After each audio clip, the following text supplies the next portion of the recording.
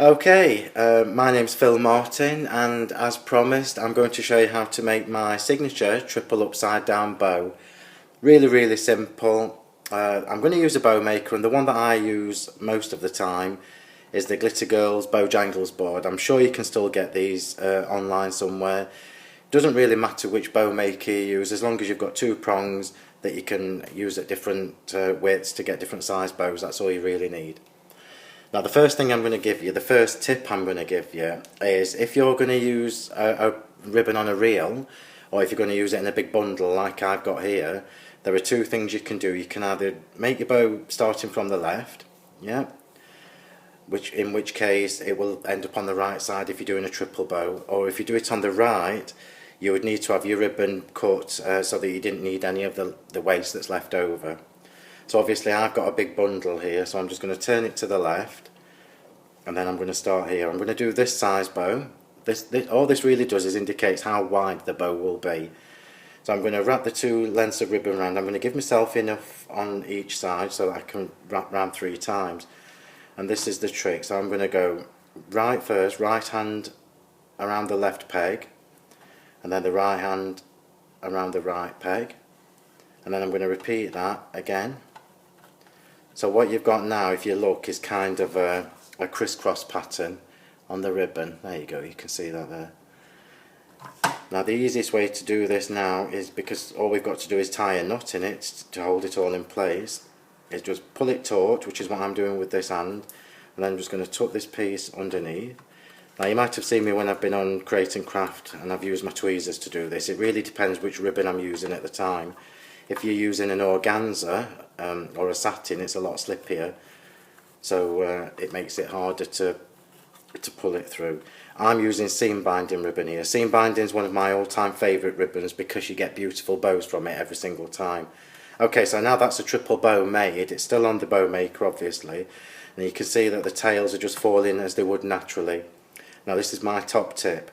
This is how I keep mine in shape. So I'm going to hold the bow maker firm, and I'm going to pull the tails towards me, and then I'm going to hold the knot, and I'm going to pull the tails up. Now you can really do this only with seam binding or with organza ribbon. Silk is too slippy, it will leave too big a knot. Now already you can see that it started to shape the ribbon. The ribbon's starting to kink up already.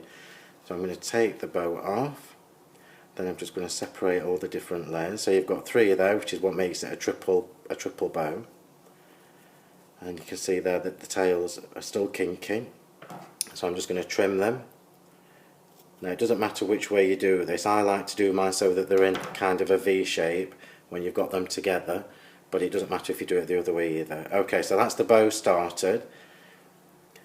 I'm just going to pop that to one side, and I'm going to bring my card in and move the bow maker to one side. Now the card you will probably see when you see me on air on Friday. I'm on at 10 and 3. This is one of my new baby sets of stamps, one of my Sentimentally Yours sets, so you're getting a sneaky preview before even I've been on TV with them. So what I'm going to do now, because you know I like to have all the extra tails on my card, so I'm going to show you how I do that. It's literally just a piece of the same ribbon, just cut with opposite shapes on the same diagonal, and then you just fold that over, and then that gives you the same pattern to match the tails that we've got on the bow. And the trick with this is to use Cosmic Shimmer acrylic glue. This is what holds it all in place easy. I'm just going to tuck a bit underneath the topper, and then I'm going to use my tweezers, and I'm just going to slide that underneath there. Yeah. And the good thing about this is it means I can get this exactly where I want it, because the glue will still give me a little bit of time before it starts to set. So I'll put the longest set on first, and then me being me, I've got another smaller set to go on. And this is where your bows really start to look something special. The more, you can go over the top, so I usually stick to 2. 2 is usually the maximum that I use. It doesn't matter that that's moved, I can just push that back. Luckily PVA dries clear. I'll pop that one underneath as well.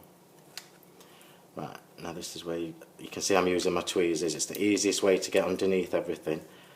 There you go, so you can see we've got 2 sets of tails there now. I can just leave that, and then when the glue sets it will all be exactly where I want it. And now we're going to put the bow at the top, so I'm just going to turn the card around because I like to see where I'm working. And this time, instead of using PVA, I'm going to use a big blob of pin flare glue gel. Really, because once it sets, you know that the bow isn't going to move, it's not going to go anywhere, and you certainly don't want it to fall off when people get it through the post. Now what I do, instead of just putting a little blob in the middle like that, I actually put a bit to the sides.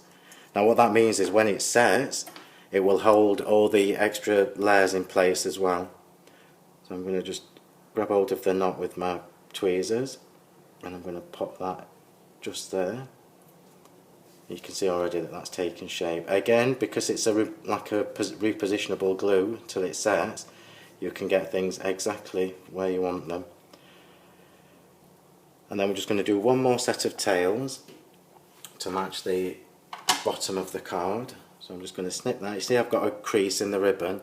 Well, that's not good enough, so I'm going to snip that off and then start again and make another one. I'll just twist that to the side. Now I only need a small set because there's already a set of tails already on the bow. Put that out of the way. Now because we've got the pin flare underneath, I've put plenty on, look, so you can see it there. I literally only need to put a little blob of the PVA on the bottom of that ribbon and then tuck it all under. You could have done this before, but I like to do it after because then I can get things in exactly the right position before it starts to set. There you go.